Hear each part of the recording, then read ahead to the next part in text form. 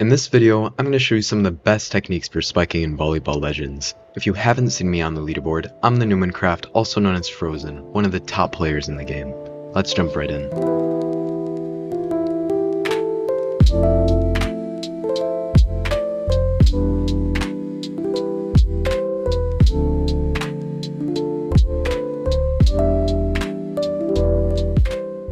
Before we get started, I'll do a quick tier list for abilities and styles. Alright, this might be a hot take, but I think Boom Jump is hands down the best ability for a spiker. Not only does it let you take off like Miami LeBron, but it also charges way faster than Shield Breaker or Redirection Jump. And if you use it right, it basically guarantees a point in 2v2 and 3v3s. Shield Breaker is incredibly effective, assuming your opponents forget how to receive and decide to block for once. I frequently find myself not using it against good players as receiving is meta, meaning that they're not blocking. It also has a longer charge time than Boom Jump, making it slightly lower in ranking.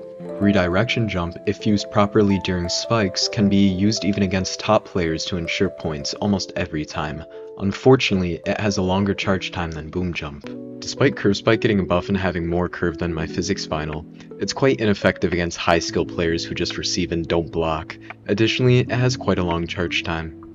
Super Sprint is occasionally useful not only as a tool for saving things like bad sets, but can be used offensively for a surprise factor. However, against good receivers, it's not an overpowered ability unlike the other options. Similar to what I said in the setting guide video, Steal Block is a pretty decent ability for any style, but it's hard to consistently use throughout a match against good opponents. Most opponents, if they're skilled enough, will just set around the Steal Block. In my opinion, the rest of the abilities shouldn't really be used for a spiker, they're not too applicable.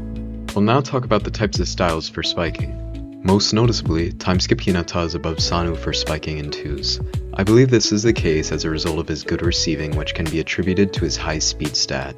For 3s and up, Sanu is a better option due to his ability to place shots well. Bokuto is pretty high up due to his block stat, but is slightly held back due to his low speed.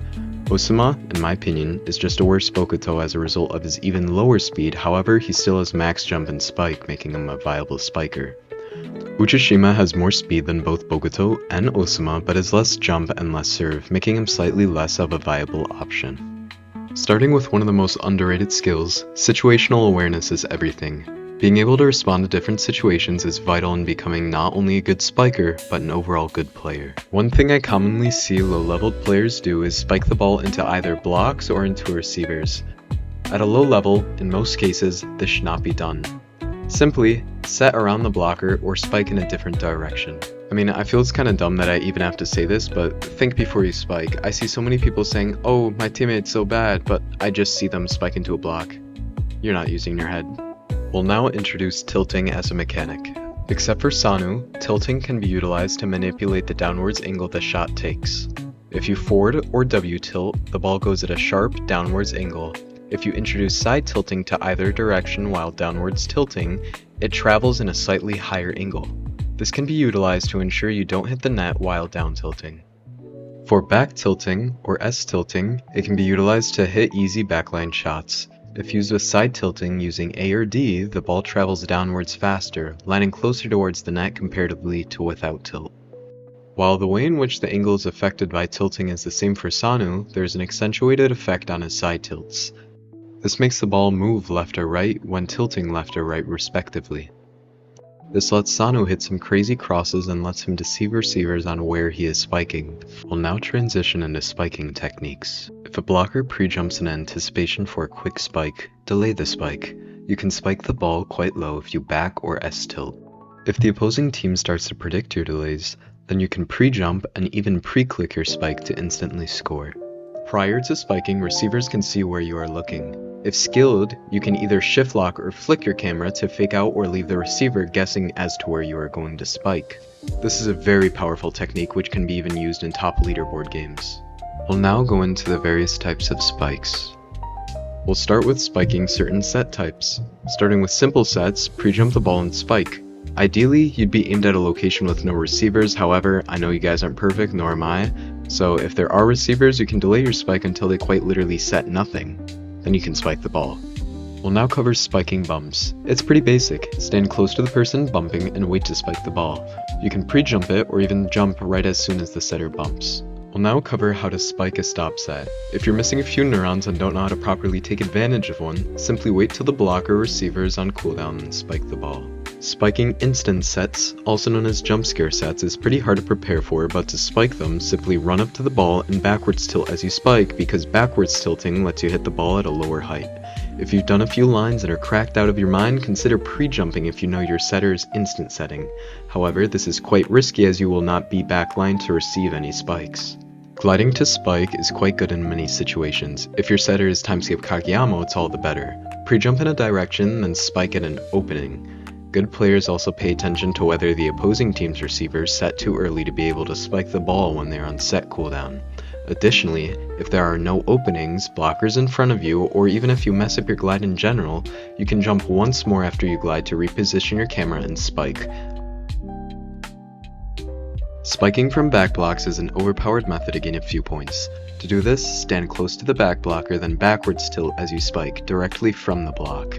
If you are not confident in your abilities to spike like this, you can bump the ball at your setter and have him set backwards to you, leaving a larger angle open. Spike sets are quite difficult to hit, but useful in many cases.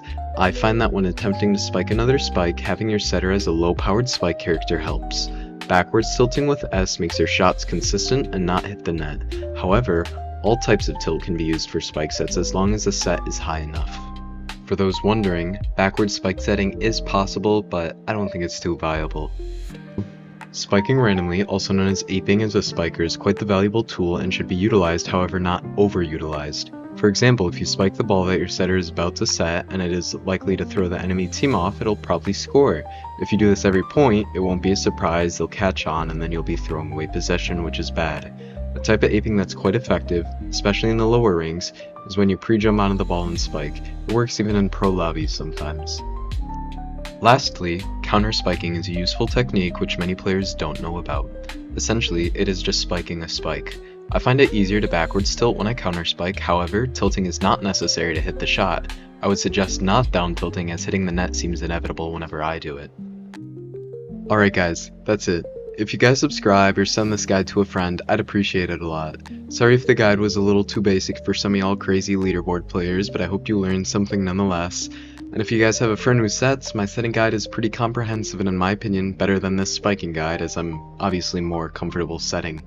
I'm definitely a better setter than spiker, so saying number 1 player suggests number 1 spiker, which is not true whatsoever in this case. Yeah, that's about it. Thanks a lot guys. See you later.